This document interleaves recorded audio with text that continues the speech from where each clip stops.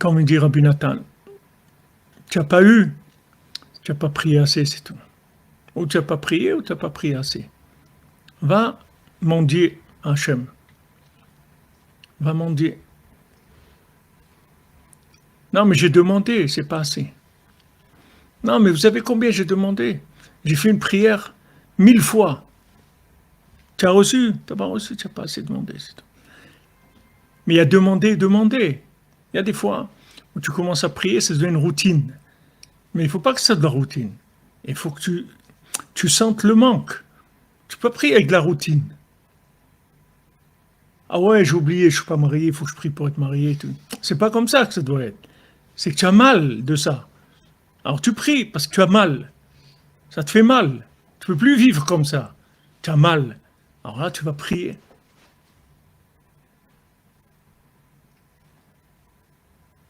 Mais mal en hébreu, c'est mila, c'est la circoncision du cœur et la prière, c'est-à-dire c'est la bouche. C'est le remède au mal. C'est le remède au mal. Le remède au mal, c'est la bouche la bouche avec le cœur l'alliance, c'est ça. L'alliance, c'est quoi? C'est ça l'alliance. L'alliance, c'est qu'à un moment, tu es tellement connecté avec la chose que tu peux plus supporter de vivre sans ça.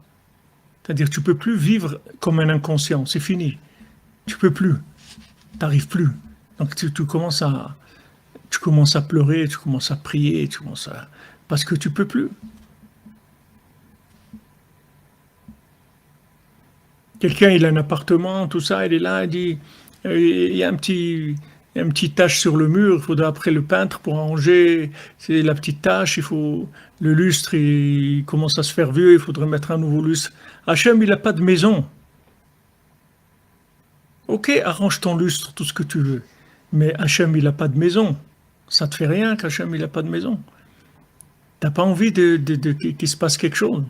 Ah, tu te lèves la nuit, tu dis Hachem, toi, tu sais ce que c'est, t'as pas de maison. Alors moi aussi, regarde, ça j'ai pas et ça j'ai pas. Comme toi, tu n'as pas de maison, tu pleures toutes les nuits. Moi aussi, je viens pleurer avec toi parce que moi, il me manque ça. Et c'est cette mida, là-dedans, je suis dans un état catastrophique et dans ça et dans ça. Tu as envie de prier. Ce qui manque, c'est la conscience, c'est tout.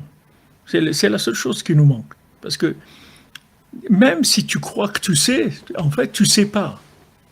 En fait, tu sais pas. Celui qui va pas crier dans la rue, il y a le feu, qui appelle pas les pompiers, c'est qu'il sait pas qu'il y a le feu. Parce que s'il sait qu'il y a le feu, il va appeler le pompier. Il va sortir dans la rue, il va hurler. Parce que il y a le feu.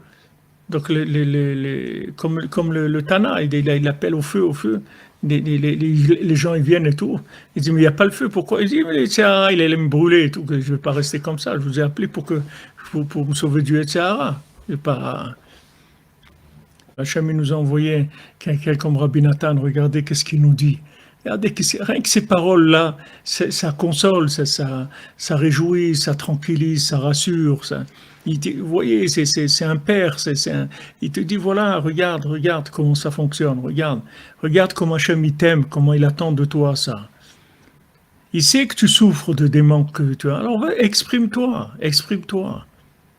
Et si tu n'arrives pas à ressentir, comme Rabbi Nathan il dit dans cette prière-là, sur cette Torah, je crois que c'est la Torah 141, ou 141 dans l'écoute morale, Rabbi Nathan il dit, qu'est-ce que tu veux que je te dise? Je sais que je devrais avoir mal, mais j'ai pas mal. Qu'est-ce que tu veux que je fasse? Fais que ça me fasse mal, quand je vais hurler.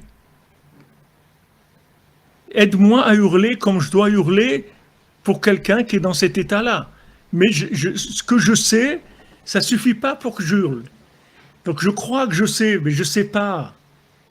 Je sais pas. Si je savais, ça serait autre chose complètement. Je commencerais, il dit là-bas, à hurler, à hurler. Comme il y avait quelqu'un une fois qui est venu à Ouman avec nous, il y a longtemps, 25 ans peut-être. L'avocat, c'était quelqu'un de Bordeaux, je pense. Il était venu et il avait découvert Ouman. C'est pas quelqu'un, il connaissait pas la Torah, rien du tout. Je sais pas comment il est arrivé à Ouman, à Rosh Hashanah avec nous. Hein.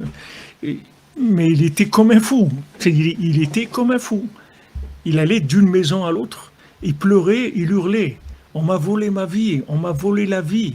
Jamais, je ne savais pas que ça existait. On m'a volé, on m'a volé. Et il hurlait quand quelqu'un, quand lui a volé son porte-monnaie ou sa voiture ou je ne sais pas quoi.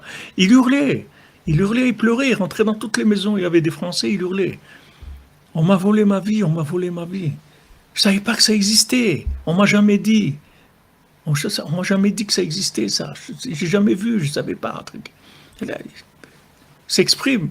Il dit Rabbi Nathan, voilà. Si tu as la conscience, tu vas hurler. Et si tu n'as pas de conscience, il faut que tu hurles, tu n'as pas de conscience. Et de toute façon, il faut que tu hurles, il faut que tu demandes à Hachem. Pas rester comme ça. Pas rester les bras croisés. Tu restes les bras croisés, tu peux rester longtemps comme ça. Il faut que tu te bouges. Il faut que ou tu as la conscience, tu vas hurler. Ou tu es fou, tu sais que tu es fou. Ou tu te soignes, ou tu hurles au moins que tu dis j'en ai marre d'être fou, je ne peux plus supporter ça.